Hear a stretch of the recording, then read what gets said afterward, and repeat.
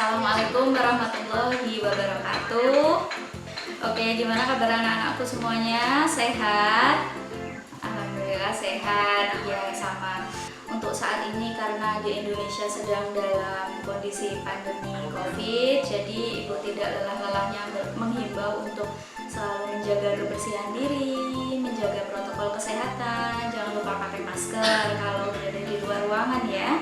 Pada kesempatan kali ini kita akan membahas materi tentang suhu dan kalor. Nah, tujuannya apa?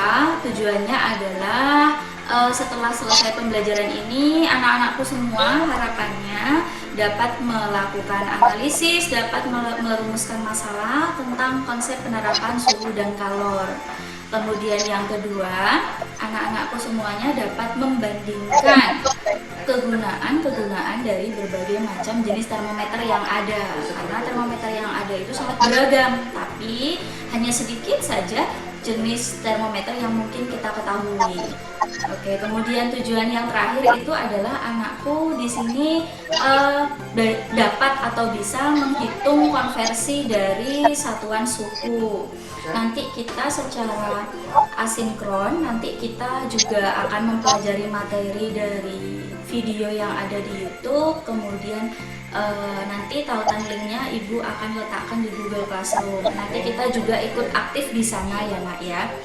Oke, ini lingkup materi yang akan kita pelajari untuk suhu dan kalor. Baik, yang pertama kita akan belajar tentang konsep suhu itu bagaimana, kemudian pengukuran suhu, alat ukurnya apa, bagaimana jenis skala suhunya, kemudian penerapan materi suhu dan kalor dalam kehidupan sehari-hari. Oke, nah coba anak-anakku lihat di PowerPoint Ibu di sini ada gambar apa? Ada gambar apa?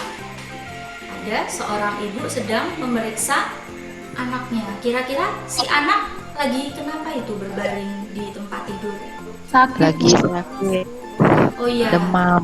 Sakit panas ya Nak? Wah, demam. Oke, biasanya kalau si anak sakit demam, otomatis ibu akan berusaha untuk memeriksa apanya? Apa yang diperiksa? Periksa dahinya Bu. Kepalanya Bu. Dahinya ada bentol-bentol kah? Oh iya, betul sekali. Yang diperiksa adalah panasnya. Oke, kenapa yang diperiksa panasnya? Karena ketika sakit bagaimana?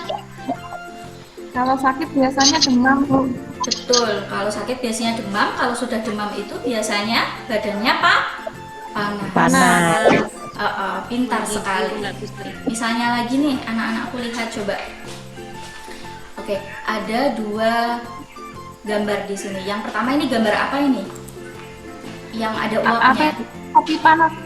Kopi panas. Siapa yang suka kopi? Ada yang Bapak suka saya kopi? Bu. Oh, nggak suka. Kopi suka. Oke, kalau yang di bawah es teler, ada yang suka es teler? Ya suka Bu.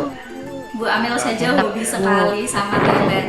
Es teler enak, apalagi kalau cuaca sedang panas ya. Oke, beda nggak sih kalau misalkan tangan kita memegang gelas yang isinya itu kopi dengan gelas yang isinya itu es, beda nggak? Beda Beda, Bu. Bu. Beda ya. Kalau es dingin. Betul, kalau es dingin, kalau kopi itu kita bisa menarik salah satu dari definisi suhu. Dari itu tadi, ketika kita membayangkan kita memegang gelas yang isinya kopi dengan es, suhu itu mewakili dari kedua peristiwa tadi. Ada yang bisa menarik kesimpulan, berarti suhu itu apa? Suhu Saya, itu. Bu. Oh iya, silakan Nak. Ayo. Jadi suhu itu kita bisa mengetahui ukuran panas dingin dari objek yang kita mati. Oh iya. Oke, pintar sekali ya nih. Kita cuma bisa tahu ini panas, ini dingin, tapi tidak tahu nilainya berapa. Oleh karena sebab Kira-kira aja.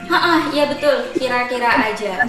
Berarti kita perlu suatu alat untuk mengukur dari apa tadi? Derajat panas atau dingin suatu benda. Ada yang tahu nama alatnya apa? Termometer. Termometer Bu. Itu dia. Nama alatnya adalah termometer. Meter. Iya. Termometer untuk mengukur badan. Namanya berarti termometer badan. Badan. Oke, betul sekali, Yani dan Frida. Nah, jadi termometer itu tadi kalau diamati, kalau kita gunakan, itu pasti kita akan melihat ada angka di situ, ada skala di situ, iya kan? Nah, kira-kira maksud dari angka-angka itu ada yang tahu? Foto yang Ibu tunjuk di sini namanya siapa? Galileo, Bu. Ini dia, Nak. Ya? Berarti kalau yang sekarang itu, Bu, kalau kita pergi-pergi ke tempat itu kan dicek kepalanya itu, Bu. Iya, betul. Dicek. Itu termometer juga ya, Bu? Iya, sama, Nak. Itu merupakan salah satu jenis termometer, karena termometer itu jenisnya banyak. Nah, ini Ibu kasih lihat di sini nih, ada jenis-jenis termometer berdasarkan kegunaannya. Intinya sama-sama untuk mengukur suhu. Anak-anakku bisa lihat ya, ada termometer arteri, kemudian ada termometer kayak dotnya bayi ya, ini termometer empeng digital. Kemudian ada termometer telinga, kemudian ada termometer badan yang sering kita pakai, kemudian ada termometer merkuri. Gambar-gambar dari jenis termometer ini kalian bisa lihat di LKPD 1 ya. Ini Ibu tuangkan kembali di PowerPoint. Iya, apa ini, Bu? Ditentukan berdasarkan Apa ini ya? Apa ini? Jarak titik apa ini? Titik tetap atas sama bawah. Iya, karena saat itu esnya sedang dalam proses melebur, maka titik tetap bawahnya ditentukan berdasarkan suhu yang bagaimana? Suhu es saat melebur. Karena suhu es saat melebur es itu 0 derajat Celcius, maka ditentukanlah titik tetap bawah termometer Celcius adalah 0 derajat, begitu. Nah, sama halnya dengan penentuan pada titik didihnya, karena saat itu air sedang mendidih. Ada yang tahu nggak suhu air yang mendidih itu berapa derajat? 100, Bu. Betul. 100 derajat Celcius. Iya, betul sekali, Nak Guyup. Jadi itu tadi penentuan untuk titik tetap atas pada termometer Celcius itu adalah 100, karena dalam penentuannya menggunakan air yang mendidih seperti itu. Nah, Mendidih. iya. Oke, ini dia jenis skala suhu yang sudah digunakan ya di berbagai belahan dunia. Di sini ada bermacam-macam ya. Kalau di Indonesia kita biasa pakai Celcius. Di luar sana kita akan menemukan termometer dalam skala-skala yang lain. Kalian buat deh dugaan atau dugaan sementara. Di sini Ibu kan sertakan ada gambar 1, ada gambar 2. Nah, pada gambar 1 ada kecelakaan rel kereta api, pada gambar kedua di sini ada celah pada rel kereta api. Kira-kira kenapa kok pada rel kereta api itu harus dikasih celah? Nah, terus apa hubungannya dengan kecelakaan pada gambar nomor 1? Silakan kalian berikan dugaan kalian atau perkirakan kira-kira adakah kaitannya antara gambar 2 dengan gambar 1. Oke, jawabanmu silahkan unggah melalui aplikasi Google Classroom ya. Nanti kita akan lihat di sana dan kita